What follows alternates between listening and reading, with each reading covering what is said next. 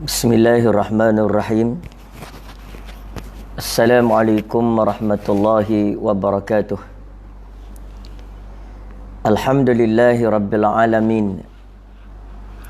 Wassalatu wassalamu ala asyrafil anbiya'i wal mursalin wa ala alihi wa sahbihi wa man da'a bi da'watihi wastanna bi sunnatihi ila yaumiddin. Rabbi syrah li sadri wa yassir li amri wahlul 'uqdatan min lisani yafqahu qawli. Allahumma 'allimni ma jahiltu wa zakkirni ma nasitu. Alastu bi khairikum inna akramakum indallahi atqakum. Sidang penonton muslimin dan muslimat, teman-teman, sahabat-sahabat yang dimuliakan Allah Subhanahu wa ta'ala sekalian. Pertamanya, marilah kita merafakkan syukur kepada Allah kerana dengan inayahnya kita dapat duduk sejenak pada waktu pagi dan waktu duha yang mulia ini untuk kita meneruskan agenda kuliah online ataupun live berkaitan dengan hadis-hadis yang berhubung dengan tanda-tanda dan sifat-sifat yang berlaku pada saat-saat akhir zaman, di mana semalam kita telah pun dibawa kepada hadis Nabi SAW berkenaan dengan perkara-perkara ataupun perbuatan-perbuatan yang akan menyegerakan bala dan azab daripada Allah Subhanahu wa ta'ala. Dan semalam kita telah dalam siri yang kedua semalam, kita telah membincangkan lebih kurang sebanyak 5 ataupun 6 perkara yang apabila dilaksanakan atau dilakukan oleh seseorang atau satu kaum, maka Allah Subhanahu wa ta'ala akan menyegerakan azab. Di antaranya dalam hadis daripada Ali bin Abi Talib yang kita bincangkan ini, antaranya ialah akhir semalam ialah perkara yang kelima, anak durhaka terhadap ibunya. Dan ini telah kita kupas, telah pun diberikan sedikit penjelasan.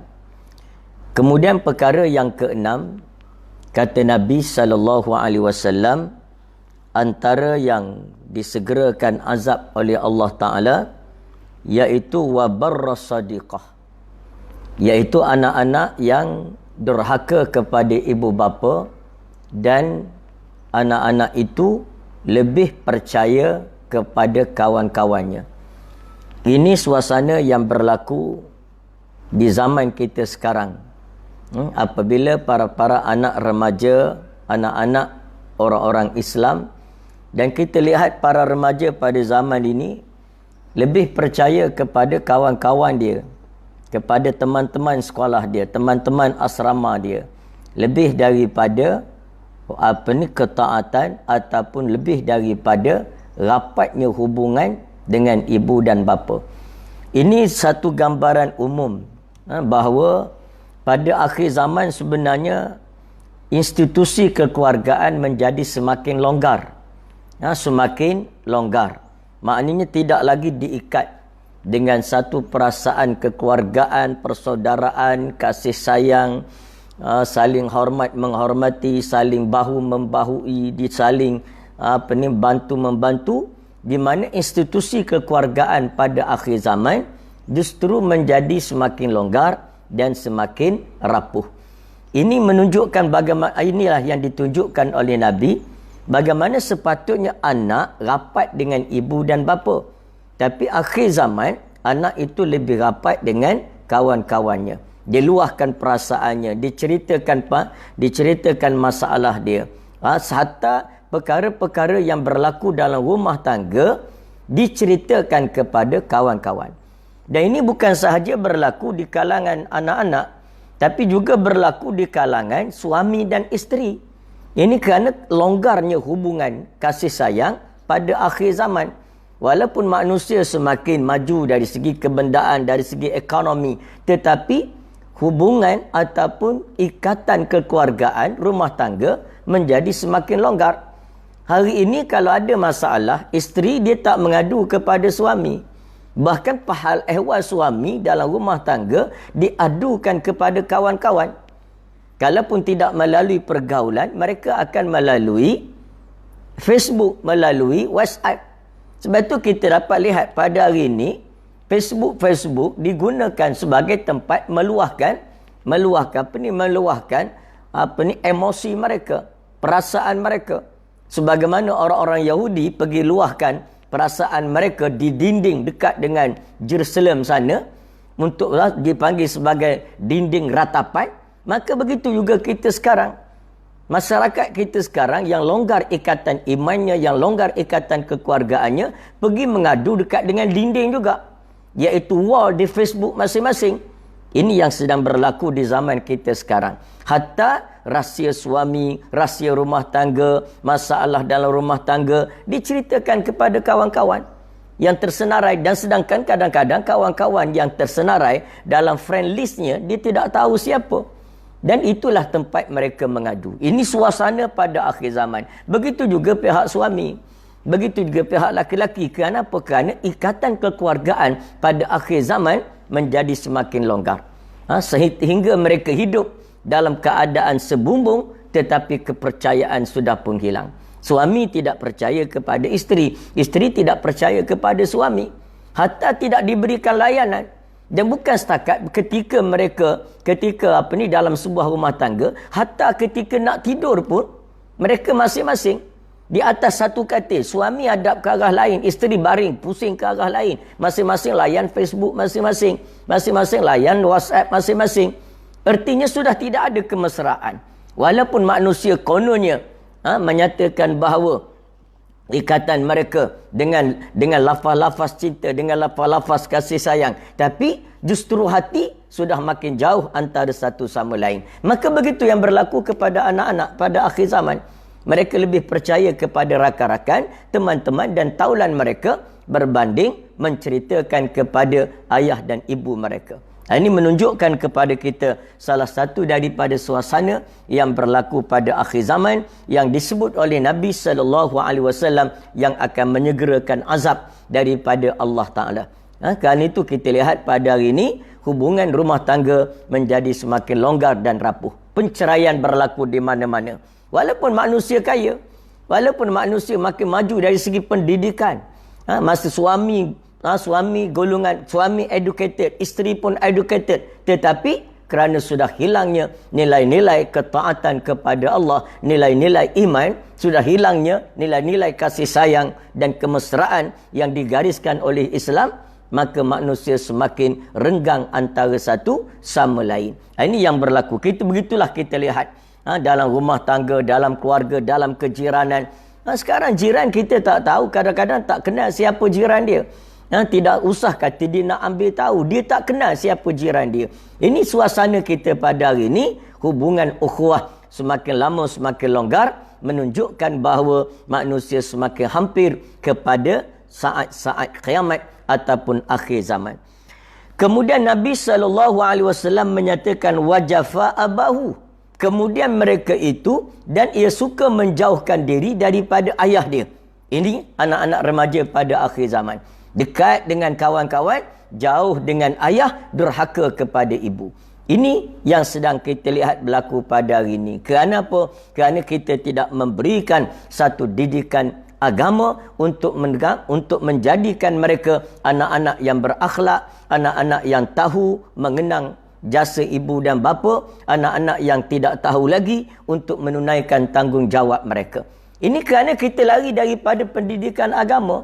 Kerana kita terpengaruh dengan da'iyah menyatakan bahawa belajar agama itu susah, gelap masa depan, susah untuk cari makan.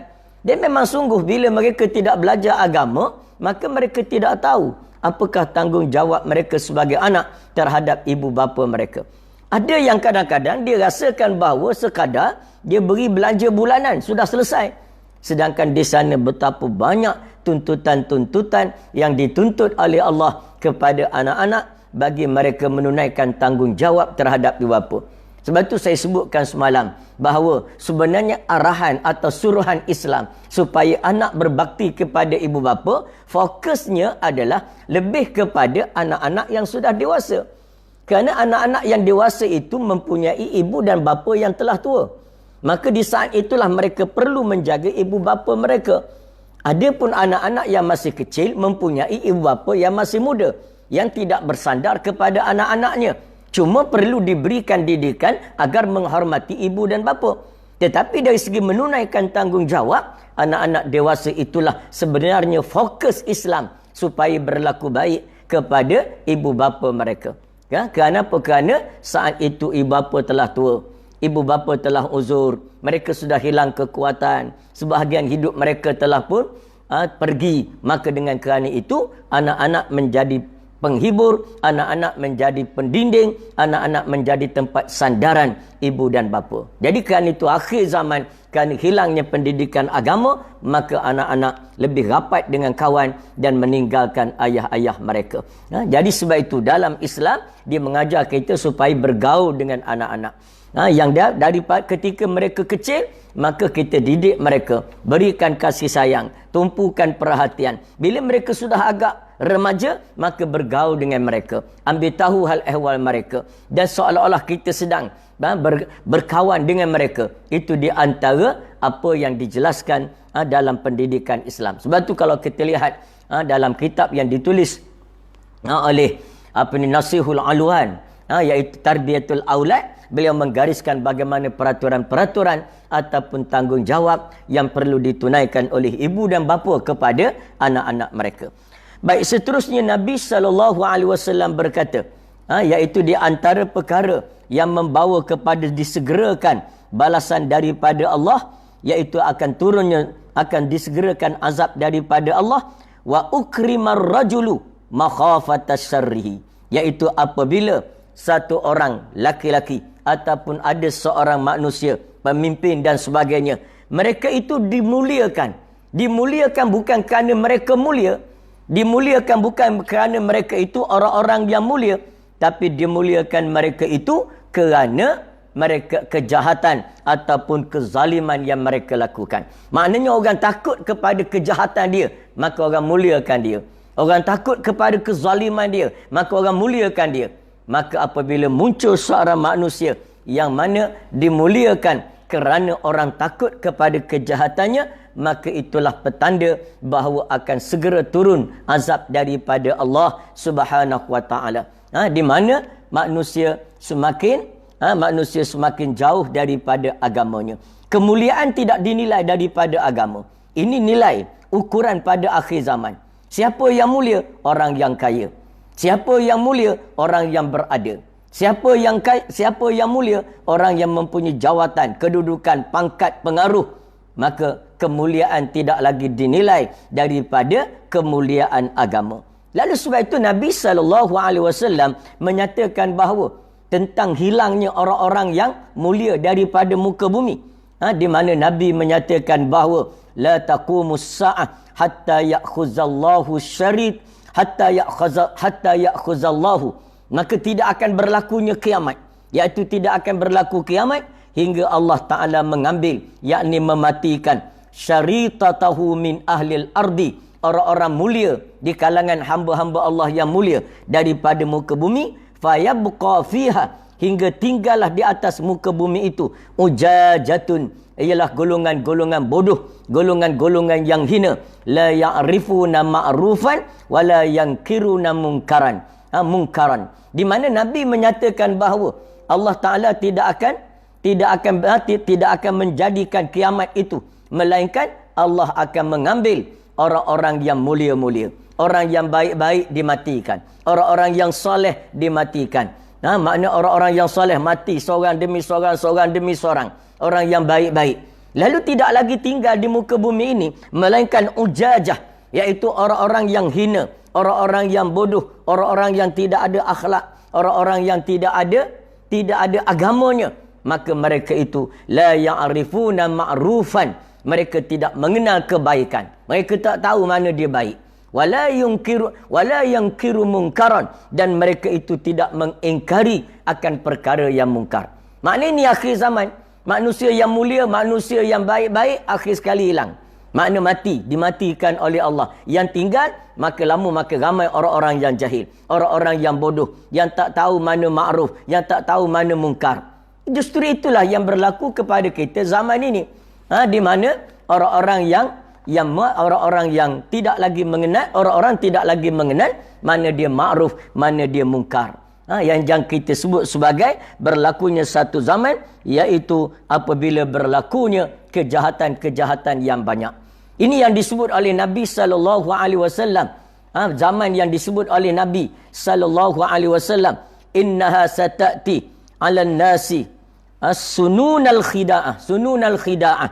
Nabi menyatakan bahawa dia akan datang ke atas umat aku ini sununa, tahun-tahun al-khida'ah, tahun-tahun yang penuh dengan tipu daya, tahun-tahun yang penuh dengan keraguan, tahun-tahun yang tak dapat nak dipasti mana benar mana salah, tak tahu.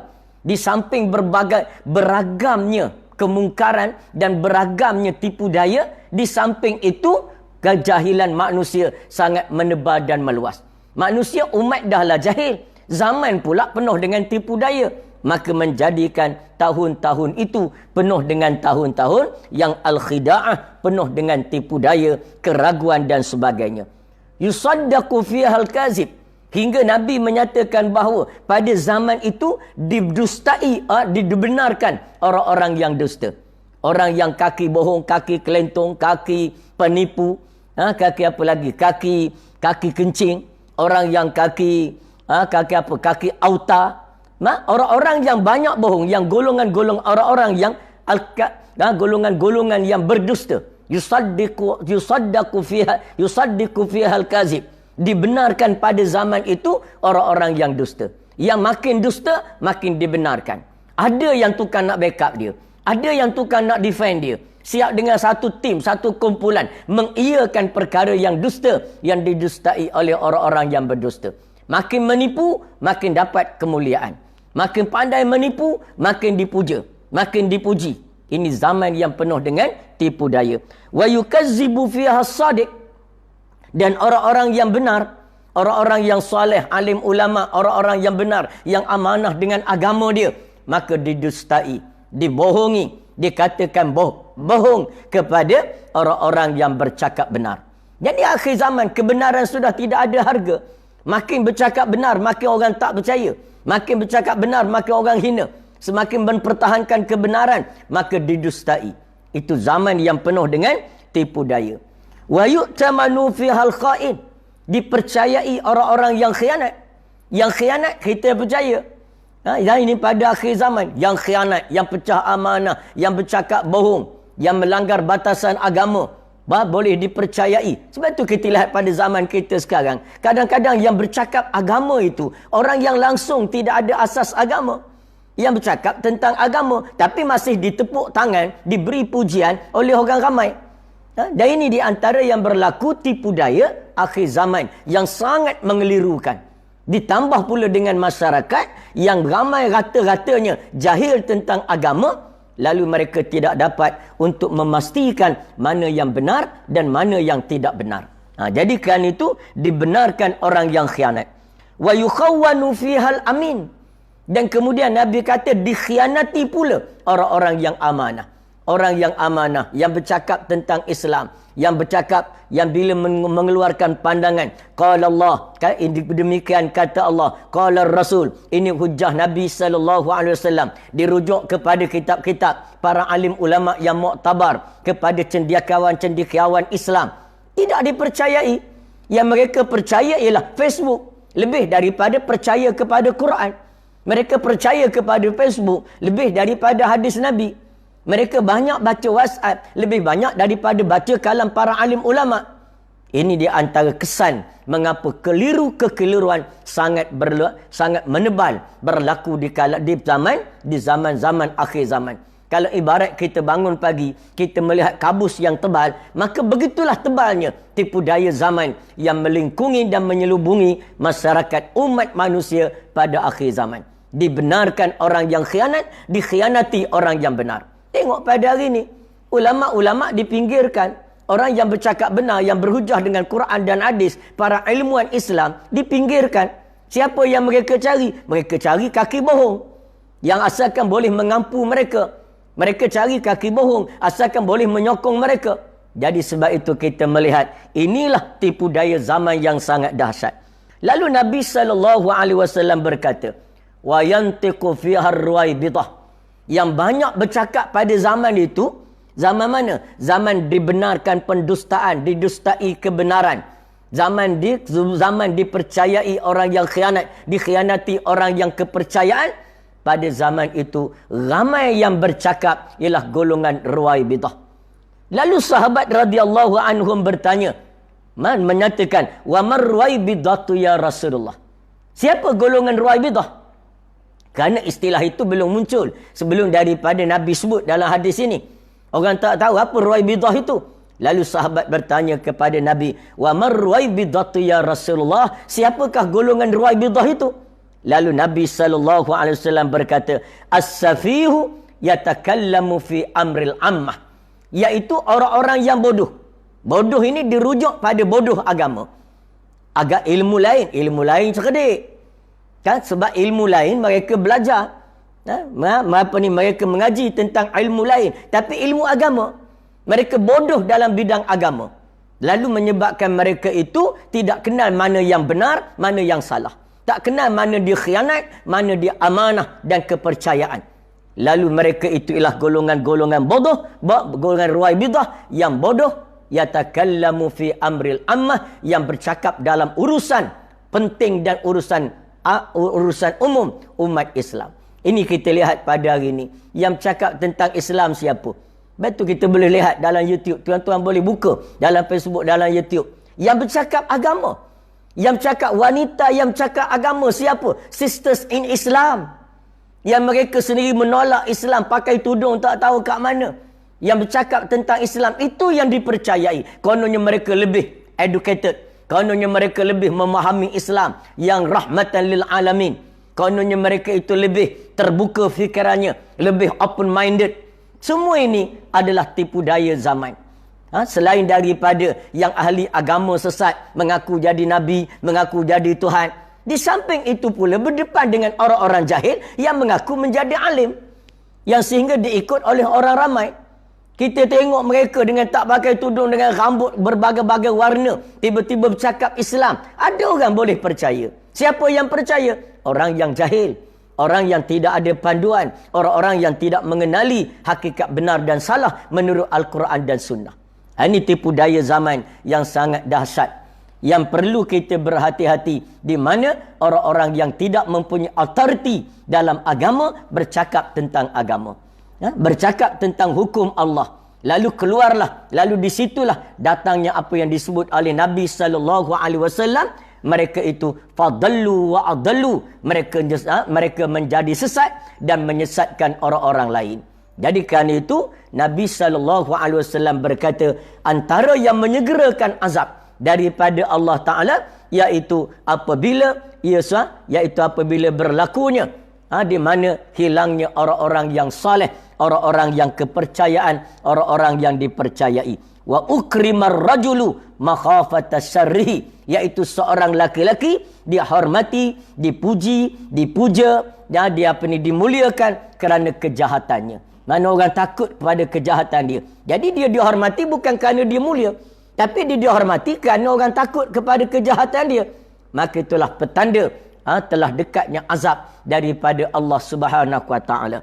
Sebab itu kita lihat orang-orang yang mulia, yang sebenar-benar mulia ialah apabila mencari kemuliaan daripada sisi Allah Ta'ala. Walillahil izzatu walirasulihi walil mu'minin. Kemuliaan sebenarnya di sisi Allah, di sisi Rasulnya, dan di sisi orang-orang yang beriman. Jadi sebab itu kalau nak cari kemuliaan di sisi Allah. Jadi orang yang dimuliakan oleh Allah, baru kita mendapat kemuliaan sebenar. Jangan cari kemuliaan di sisi orang kafir. Jangan cari kemuliaan di sisi orang yang asi. Jangan cari kemuliaan di sisi orang-orang yang durhaka kepada Allah. Kerana sangat dilarang oleh Allah Ta'ala. Ayat bertahu nak indahumul izzah. Adakah kamu nak mencari kemuliaan di sisi mereka orang-orang yang kafir? Maka orang yang nak mencari kemuliaan di sisi orang-orang yang kafir, dia terpaksa mengkafirkan diri dia. Orang yang mencari kemuliaan di sisi orang yang maksiat, dia terpaksa terjun ke dalam maksiat. Maka dengan kerana itu, jangan mencari kemuliaan selain daripada kemuliaan Allah, kemuliaan Rasul dan kemuliaan orang-orang yang beriman. Bagaimana nak menjadi orang yang mulia? Di sisi Allah, kemuliaan yang hakiki. Maka Nabi SAW berkata, "Wa man tawadda'a rafa'ahu Allah, wa man takabbara wada'ahu Allah." Di mana Nabi SAW berkata, siapa yang tawadda', wa man tawadda'a, siapa yang bersifat tawadda', rendah diri, tawadda' dengan Allah, tazallul dengan Allah, tawadda' dengan orang-orang yang beriman, tawadda' dengan kebenaran, tawadda' dengan ilmu, maka rafa'ahu Allah, Allah akan angkat kemuliaan dia. Wa man takabbara, adapun orang yang takabur, yang sombong, yang tak pernah nak mengalah, hatta dengan Allah pun dia tak nak mengaku kalah, dengan orang lain apatah lagi, dengan kebenaran dia injak-injakkan, dia lontar ke belakang. Walaupun orang kata ini kalam Allah, ini kalam Allah, tak, dia tolak kalam Allah. Kitab Allah wara'a zuhurihim ka'annahum la ya'lamun. Kitab Allah Ta'ala dia lempar ke belakang, seolah-olah mereka tak pernah tahu menahu tentang kitab Allah. Lalu orang yang sombong dengan kebenaran, wada'ahu Allah, Allah akan injak-injak dia. Allah Ta'ala akan hina dia. Maka dia akan melalui proses ataupun perkara-perkara yang menjatuhkan kemuliaan dia. Sebab itu jangan sombong. Di mana pun kita berada, dalam posisi mana pun kita berada, kita tidak boleh sombong. Kerana kesombongan menyegerakan kehinaan daripada Allah Subhanahu Wa Taala. Siapa yang rasa nak jadi hina, sila sombong. Siapa yang rasa nak jadi mulia di sisi Allah, sila bertawaduk. Maka itu di antara janji yang disebut oleh Nabi sallallahu alaihi wasallam. Sama telah lagi kita tidak layak untuk sombong. Kerana kita ni makhluk ciptaan Allah. Manusia yang dicipta oleh Allah dengan sifat lemah. Dan kita ni lemah. Kerana kelemahan kita tak layak untuk sombong.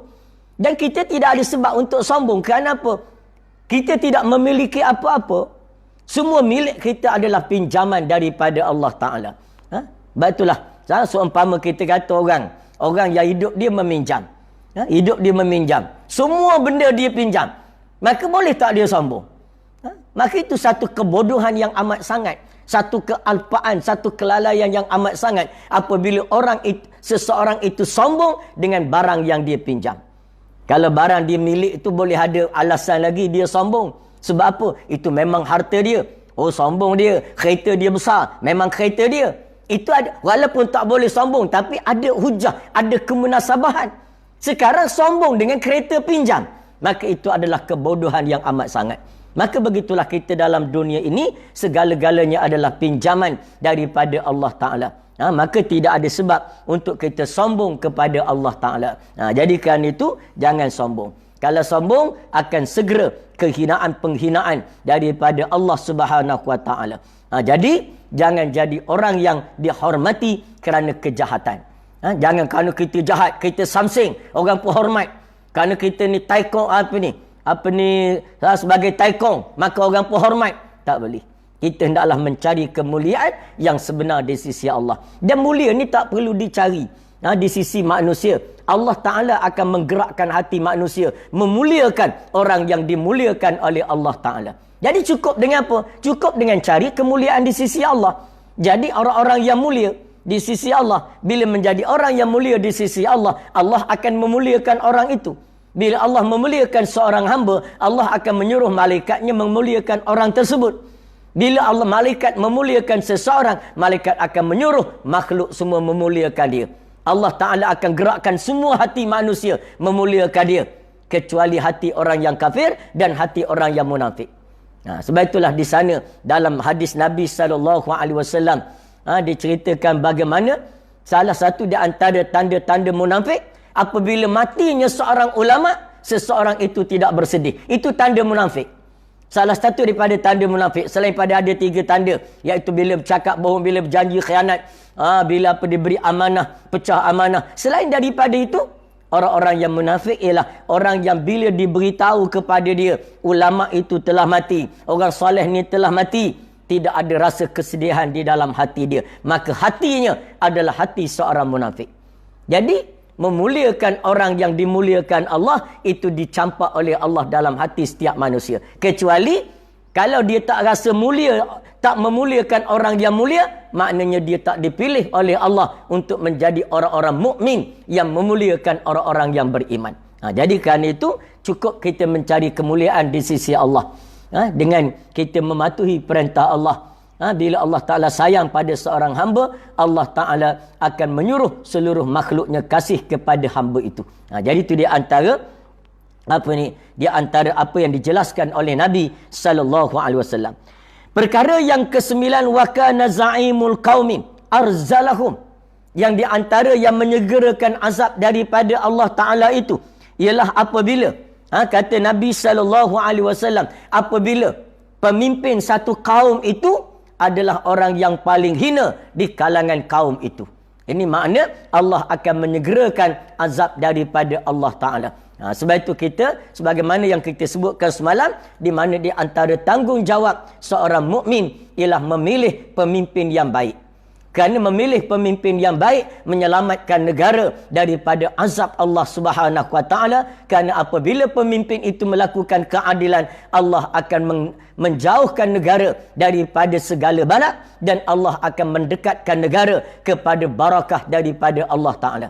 Jadi kerana itu, antara tanda kehancuran kaum ialah apabila kaum itu dipimpin oleh orang yang paling hina di kalangan mereka.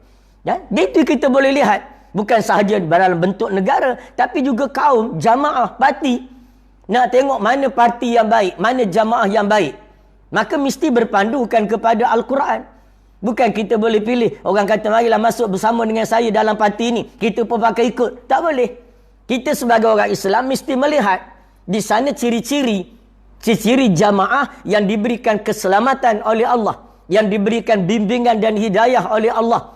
Maka di sana Nabi SAW menyatakan bahawa antaranya apa? Nabi kata di antara iza aradallahu biqaumin khairan.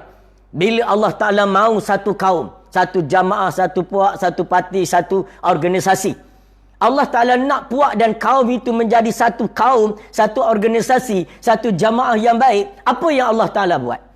Iza aradallahu biqaumin khairan. Dan apabila satu kaum Allah Ta'ala nak berikan kepada mereka itu kebaikan, lalu di antaranya kata Nabi SAW, walla alaihim hukama'ahum. Allah akan menjadikan wali, pemimpin kaum itu, pemimpin parti itu, pemimpin jamaah itu, orang ialah di kalangan hukama, di kalangan mereka. Orang-orang yang bukan sekadar berilmu, tapi orang yang arif, yang mengenal Allah, yang mengenal mana dia ma'ruf, yang mengenal mana dia mungkar, yang mengenal mana dia dosa, mengenal mana dia pahala. Mana bila Allah Ta'ala mahu satu kaum itu menjadi kaum yang baik, satu jamaah itu jamaah yang baik, satu organisasi itu organisasi yang baik, Allah Ta'ala takdirkan yang memimpin, yang menjadi pemimpin utama dan pemimpin-pemimpin dalam parti itu, dalam jamaah itu, hukama di kalangan mereka. Ulama yang memahami kehendak Quran, ulama yang memahami hadis, yang bukan sekadar boleh baca tapi faham, tahu hukum yang dapat mengeluarkan, dapat dikeluarkan hukum dan memahami hukum, panduan daripada Quran dan hadis. Itu tanda apa? Itu tanda parti itu, jamaah itu, jamaah yang mau Allah Ta'ala mau berikan khairan, kebajikan padanya. Wa qadha bainahum ulama'ahum. Ulama'uhum, kemudian yang menentukan, yang memantau perjalanan parti itu, yang menghukum, yang menentukan hukuman kepada parti itu ialah ulama-ulama di kalangan mereka. Jamaah, parti, pertubuhan yang Allah Ta'ala mahu berikan kebajikan kepada parti dan jamaah itu ialah di mana parti itu dipantau oleh para alim ulama. Majlis syura ulamanya atau dewan ulamanya, syura ulamanya memandu dan memantau perjalanan parti. Jika sekiranya salah, lalu mereka akan tegur, ini salah. Walaupun pendekatan ini boleh kita menyegerakan kemenangan, dapat kemenangan, orang boleh undi, masyarakat boleh seronok, gembira, maka mereka akan undi kita. Walaupun boleh mendapat undi yang banyak, tapi pemimpin ulama di dalam parti itu akan berkata, tak boleh ambil pendekatan ini. Kerana pendekatan ini bercanggah dengan hukum Allah, bercanggah dengan syariat Allah, bercanggah dengan hukum halal haram yang digariskan oleh Allah. Maka mana-mana parti, mana-mana jamaah, mana-mana organisasi yang Tuhan nak berikan kepadanya kebaikan, Allah takdirkan parti itu dipantau oleh para alim ulama, akan menentukan perjalanan dia. Kemudian Nabi menyatakan bahawa apabila jamaah itu Allah Ta'ala mahu kebajikan, waja'alal mala fi sumahaihim, Allah jadikan harta jamaah, harta orang ramai dalam parti itu, dalam jamaah itu berada di tangan orang-orang yang dermawan di kalangan mereka. Maknanya orang-orang yang berada dalam jamaah itu, yang kaya-kayanya adalah orang-orang yang dermawan, yang sanggup berkorban untuk jamaahnya, yang sanggup memberi sumbangan untuk perjuangannya yang benar, yang sanggup mengorbankan harta benda dia kepada perjuangan yang benar. Itu 3 tanda apabila Allah Ta'ala mahu memberikan kebajikan kepada satu kaum. Yang pertama, Allah jadikan pemimpinnya di kalangan orang-orang yang ulama dan orang-orang yang mengenali Allah dan mengenali agama. Allah Ta'ala jadikan perjalanan parti itu dipantau dan diselia oleh para ulama, dan Allah jadikan harta di tangan orang-orang yang dermawan.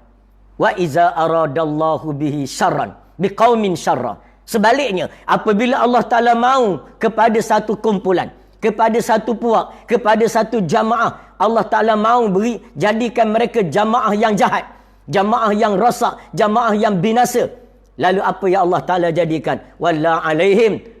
Allah Ta'ala jadikan wali-wali mereka, pemimpin-pemimpin mereka. Ya, pemimpin mereka ialah sufaha'ahum, orang yang bodoh tentang agama di kalangan mereka.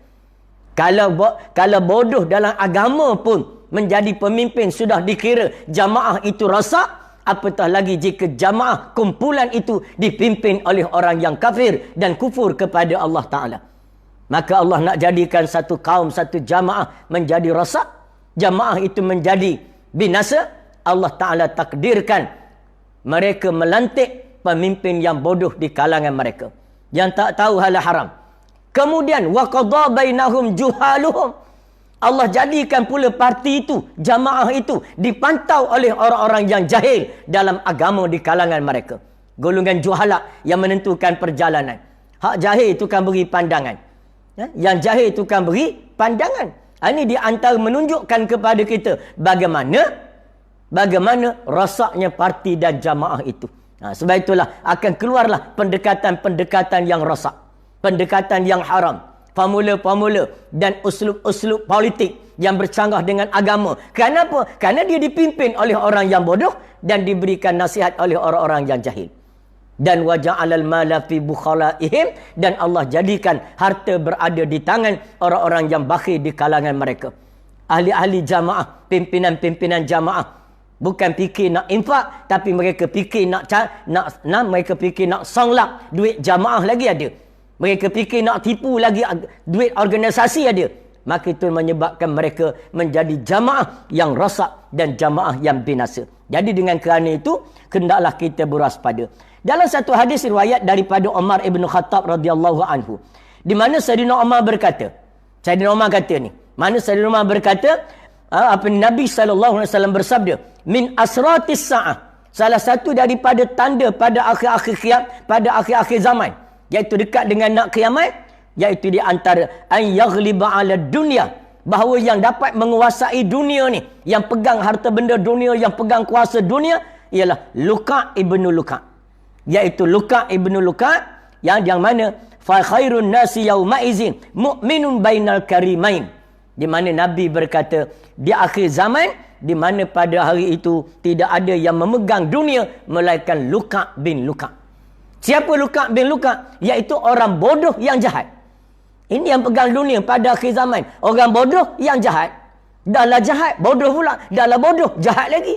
Jadi kerana itu merosakkan dunia. Maka fa khairun nasi yauma izin, maka orang yang selamat pada hari itu siapa? Yang selamat pada hari tersebut mu'minun bainal karimain, iaitu orang mukmin yang berada di antara dua kemuliaan.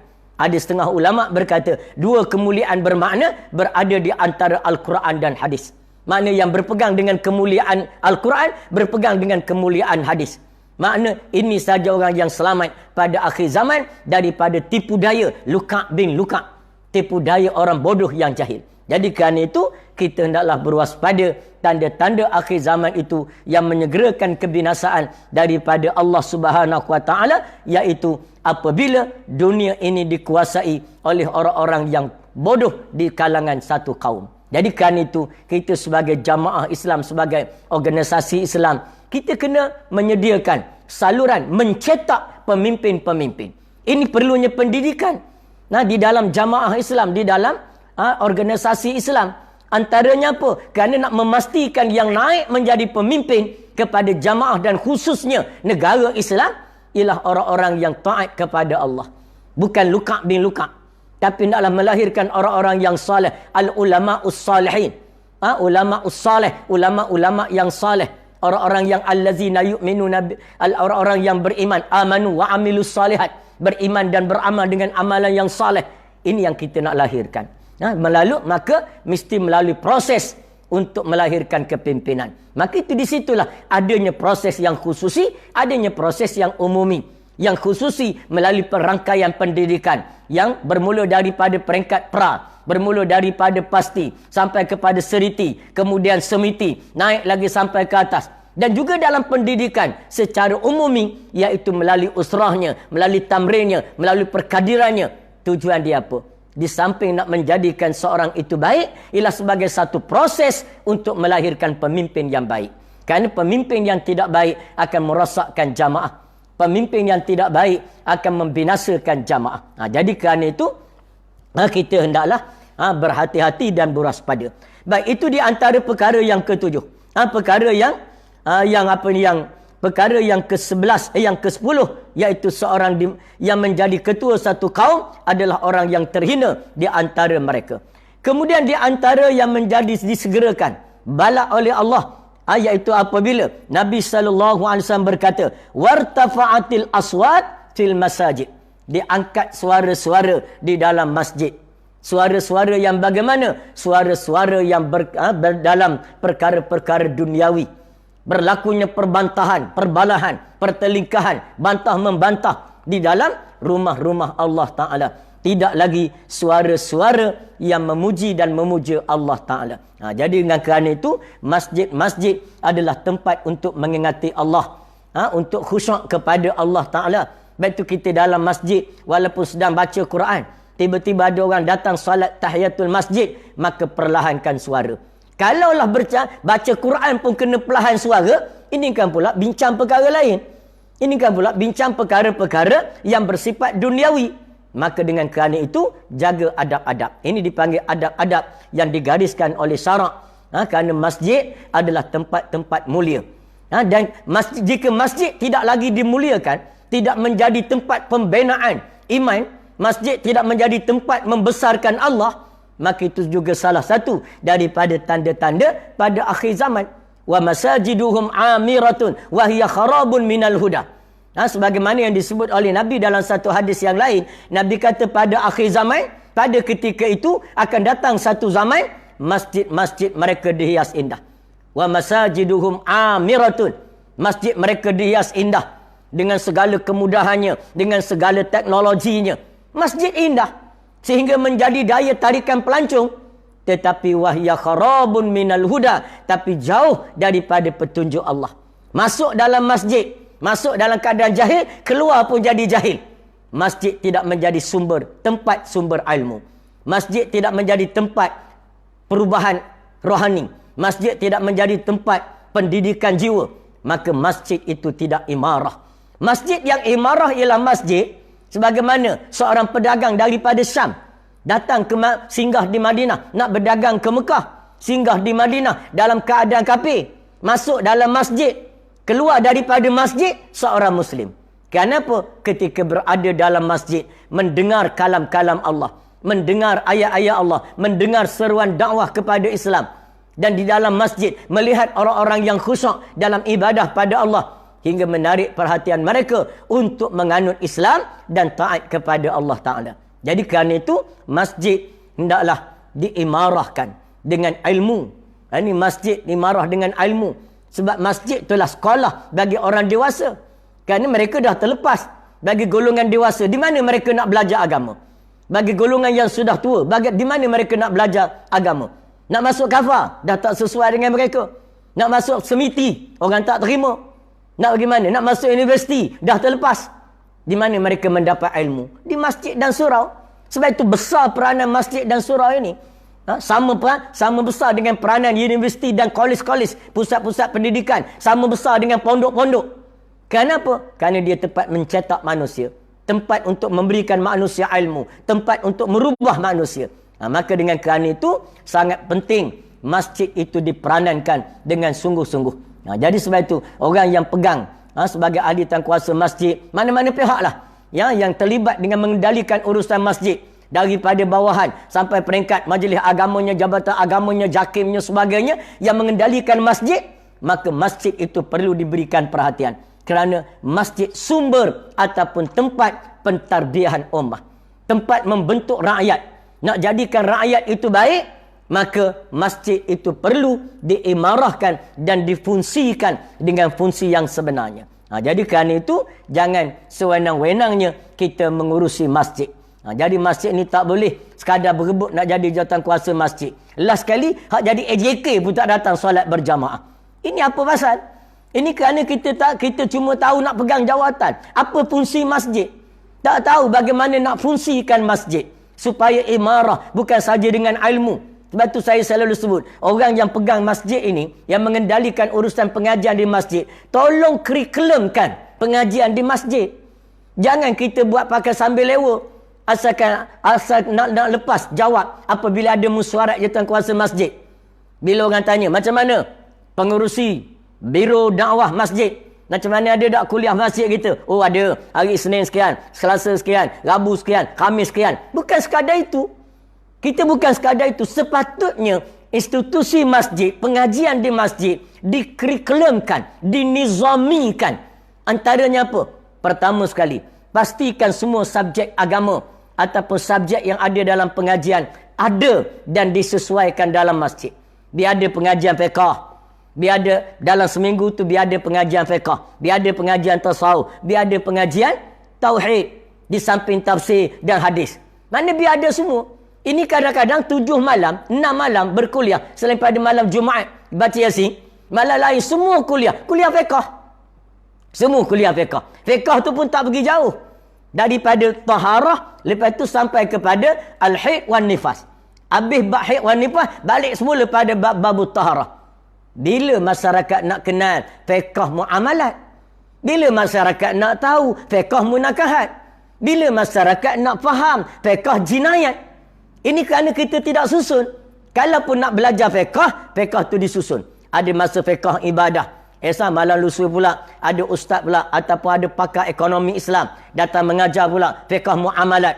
Ada fiqh munakahat. Panggilkah siapalah tuan qadi ke siapa ke fiqh munakahat. Lepas tu ada fiqh jinayat, panggil pula tuan hakim mahkamah syar'i ataupun ulama-ulama yang alim dalam bidang jinayat. Barulah masyarakat boleh faham. Barulah mereka tahu luasnya Islam. Baru mereka dapat ilmu yang lengkap dengan 4 rubuk daripada pengajian Islam. Jadi susun atur dengan baik. Kita dah diberikan amanah jaga masjid. Jadi pengurusi ke bendahari ke AJK ke biro dakwah ke biro apa, kita dah beri amanah jaga masjid. Masjid adalah institusi ilmu yang sangat penting. Kerana apa? Kerana dia lebih ramai daripada yang ada di universiti.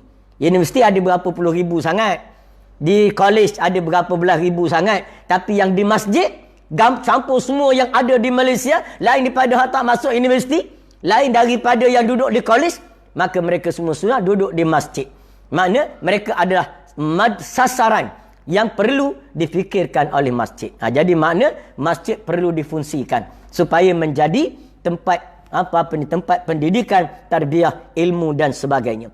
Jadi disegerakan balasan oleh Allah. Wasuribal khamru, dan kemudian apabila berlakunya minuman khamar. Mana? Iaitu bila arak diminum secara berleluasa. Bila arak diminum, iaitu bila arak diminum secara bebas, maka ketika itulah akan datangnya bala daripada Allah Subhanahu wa taala. Justru itulah zaman kita sekarang. Arak berluasa di mana-mana. Sedangkan arak itu adalah perkara yang jelas diharamkan oleh Allah Ta'ala. Sebagaimana yang dijelaskan oleh Allah di dalam Al-Quran. Innamal khamru wal maisiru wal ansabu wal azlamu rijsun min amalis syaitan. Fajtanibuhu la'allakum tuflihun. Sesungguhnya arak, perjudian, bertenung nasib, penyembahan berhala. 4 perkara besar. Di mana arak dikategorikan satu kumpulan, satu grup dengan menyembah berhala, disatukan dengan berjudi, disatu dengan bertenung nasib. Semua itu amalan-amalan yang membawa kepada kemurkaan Allah Ta'ala, amalan-amalan syaitan yang menyesatkan manusia daripada jalan Allah. Ini kan yang berlaku pada zaman kita sekarang. Sehingga negara kita pernah setiap tahun diadakan sambutan Oktoberfest, pesta arak. Jadikan pesta pula arak. Maka bila arak diminum secara berleluasa, maka menyegerakan balasan azab daripada Allah Ta'ala.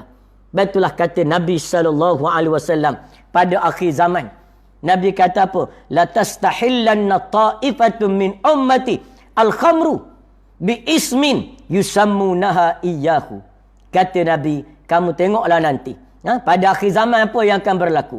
La tastahillanna ta'ifatun, akan menghalalkan satu puak, satu kaum. Kaum mana? Kaum kafir, hak munafik. Kaum kafir, kaum munafik, kaum sesat. Apa yang mereka akan buat? Mereka akan halalkan arak. Arak akan dihalalkan di kalangan umatku. Ini kata Nabi. Akan dihalalkan bi ismin. Dan mereka letak satu nama, yusammunaha iyyahu, dengan satu nama yang lain kepadanya. Ini akhir zaman. Mereka tak letak lagi nama arak. Sebab tu kita lihat di negara kita. Dia tak letak dah nama arak. Zaman dulu ada. Zaman P.Ramlee dulu ada. Kedai arak Ahpong contohnya. Tulis nama kedai arak. Tulis, ni kedai arak. Sekarang tak tulis dah arak. Yusammunaha. Mereka namakan dia dengan satu nama yang baru supaya mendekatkan manusia kepada arak. Orang dah tak takut dah pada arak. Ini akhir zaman. Yuhallilu syai'in ba'da an yubaddilu ismuh. Dihalalkan suatu perkara selepas ditukar namanya. Riba orang tukar nama. Takut tak berani nak makan riba, maka dekatkan sikit dengan riba. Jangan panggil riba, kita panggil bunga. Bila panggil bunga rasa tak haram. Lepas tu rasa haram lagi bunga, panggil interest. Semuanya adalah jalan-jalan untuk menghalalkan suatu yang haram dan mengharamkan suatu yang halal. Jadi sebab itu kita kena ingat, ini akhir zaman yang penuh dengan tipu daya, arak berleluasa di mana-mana. Jadi jangan dekati arak. Mesti ada satu hukum yang jelas. Sebagaimana yang ada dalam Islam, orang yang minum arak disebat.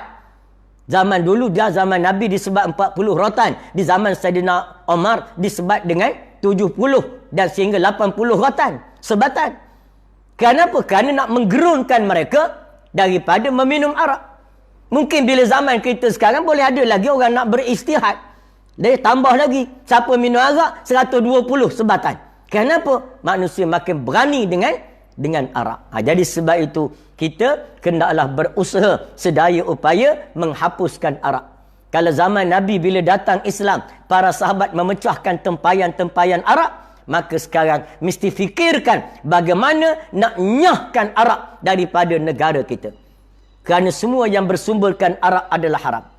Yang tersentuh dengan arak. Tersentuh tu maknanya yang terlibat dengan arak. Orang yang menanam anggur, yang dia tahu anggur tu akan dibeli, dikontrak oleh kilang arak, maka menanamnya adalah haram. Ini nak tunjuk, itu belum kira minum. Belum kira memperdagangkan arak. Belum kira memperniagakan arak. Belum kira lagi yang mengedar arak. Belum kira lagi yang pelayan-pelayan yang menjamu arak. Baru yang tanam anggur. Yang tanam anggur dengan syarat dia tahu anggur tu syarikat kilang arak akan beli. Lalu dia pun tanam anggur untuk disediakan kepada kilang arak sebagai pembekal. Maka hukum pendapatannya adalah haram. Itu yang tanam arak. Yang tanam anggur. tiba-tiba ada pula yang tukang bekal baja tarik kambing. Maka kerana nak suburkan anggur, pergi beli baja tarik kambing kat kampung. Kat kampung adalah haji tu, haji ni, ada Pak Long, ada Pak Angah, ada Pak De. Pak Teh yang pelihara kambing.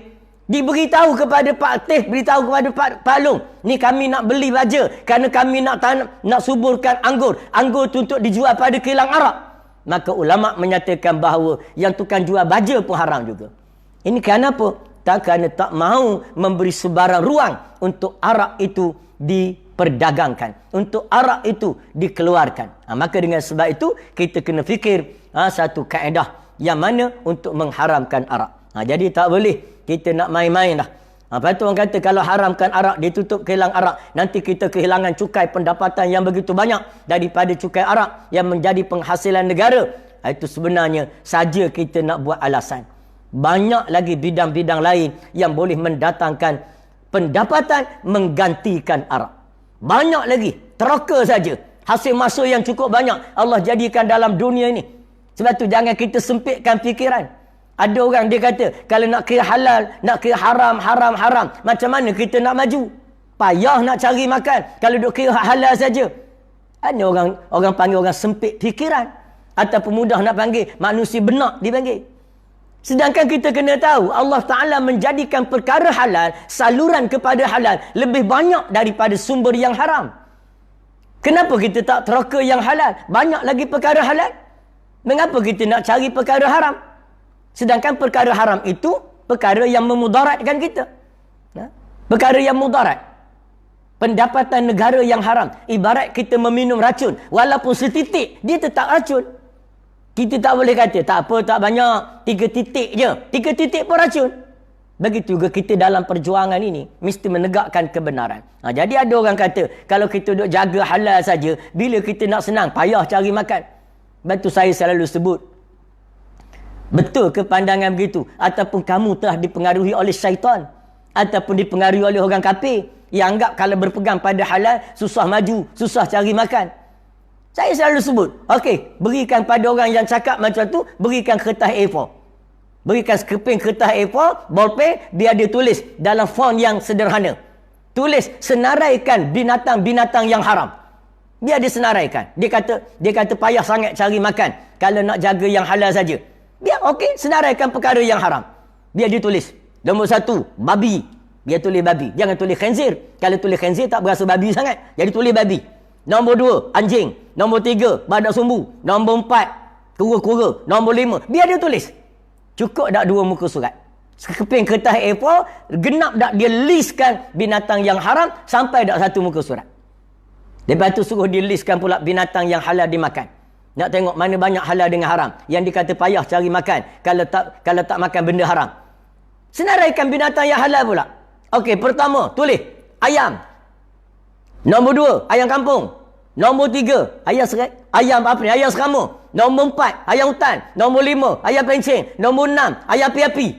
Ayam saja dekat 1 muka surat. Tak kira kambing lagi. Tak kira lembu lagi. Ini menunjukkan kepada kita sebenarnya banyak benda halal daripada benda haram. Hatta makanan di lautan. Yang di laut. Uhillu maitatuhu. Kata Nabi. Dalam satu hadis bila ditanya tentang air laut. Nabi kata, tuhuru ma'uhu al-hillu maitatuhu. Suci airnya dan halal semua bangkai yang ada di lautan. Semua binatang laut yang mati, halal bangkai dia. Kecuali ittifaq para ulama mazahib, iaitu babi. Jika ada babi laut. Itu pun kalau ada babi laut. Mana yang haram di lautan, yang muafakat, yang ittifaq semua ulama-ulama mazahib, ialah babi saja. Babi laut. Kerana babi. Kerana ambil daripada perkataan umum babi dalam Al-Quran. Innama harama alaikumul maitata waddama walahmal khinzir. Walahmal khinzir. Jadi kerana dalam ayat itu, Allah Ta'ala sebut babi. Tak spesifik. Babi planet ke, babi bumi ke, babi marik ke, bumi laut, babi laut ke. Tak disebut. Maka Allah sebut babi, maka semua babi adalah haram. Tapi selain daripada babi, dah ikhtilaf ulama. Dalam mazhab Maliki boleh makan semua binatang laut kecuali babi. Dalam mazhab lain pula ada kecuali itu, kecuali ini. Maka menunjukkan apa? banyak perkara boleh makan. Jadi kalau kita nak haramkan arak, maka tidak akan merosot pendapatan negara, bahkan lebih berkat. Allah akan buka saluran-saluran lain yang lebih mendatangkan manfaat kepada umat dan lebih menjadi manfaat, lebih diredai oleh Allah Subhanahu Wa Taala. Maka Allah Ta'ala, Nabi menyebut antara yang menyebabkan disegerakan azab, iaitu apabila arak diminum di merata-rata tempat. Kemudian yang seterusnya, Nabi SAW bersabda dalam perkara yang mendatangkan mudarat, dalam menyegerakan azab daripada Allah, di antaranya ialah walu bisal harir, iaitu dipakai akan pakaian-pakaian sutera. Maka insya-Allah kita akan sambung pengajian kita pada esok hari pula, iaitu pada waktu duha esok, perkara yang ke-11, perkara yang ke-12, 13, 14 dan 15. 15 perkara yang menyegerakan azab daripada Allah Ta'ala. Jadi insya-Allah sekadar itu saja untuk hari ini. Kita sambung siri yang keempat pada esok, iaitu siri pengajian ataupun perbincangan hadis-hadis yang yang berkait dengan hari kiamat ataupun akhir zaman. Insya-Allah mudah-mudahan menjadi peringatan bersama kepada kita semua. Kerana apa? Kerana kita semua tidak tahu bilakah kita semua akan pergi menemui Allah. Maka perbanyakkan amalan-amalan saleh. Sekurang-kurangnya kita duduk sekejap, dalam masa 45 minit, setengah jam, kita mendapat panduan daripada Allah, peringatan. Yang dah tahu, dia diingatkan balik. Yang belum tahu, dia akan dapat tahu. Maka dengan itu kita mendapat keredaan daripada Allah Ta'ala. Jadi sekadar itu saja. Dan nasihat saya sekali lagi, seperti biasa, tetaplah berada di rumah, jangan keluar. Dan khususnya kita dalam saat-saat begini, kita berikan kerjasama. Kerana sebarang kesilapan, pelanggaran yang kita lakukan akan menyusahkan orang lain. Jadi kita dapat ada negeri yang agak sukar untuk patuh pada peraturan. Ada kampung, ada kawasan, ada bandar agak sukar, ada tempat yang patuh. Jadi kita nasihatlah semua pihak mematuhi peraturan yang telah ditetapkan oleh kerajaan, oleh pihak yang berkuasa, demi untuk kita memutuskan rantaian penyebaran COVID-19 ini. InsyaAllah Allah Ta'ala kasih kepada orang-orang yang sentiasa mentaati Allah, mengambil kesempatan dalam beribadah dan patuh pada Allah. Sekadar itu saja. Terima kasih banyak pada semua tuan-tuan yang muslimin muslimat yang menonton live pada pagi ini. Mudah-mudahan kita dapat bersama di hari-hari yang seterusnya. Wallahu a'lam. Aqulu qouli hadza wa astaghfirullahal azim li wa lakum. Wassalamualaikum warahmatullahi wabarakatuh.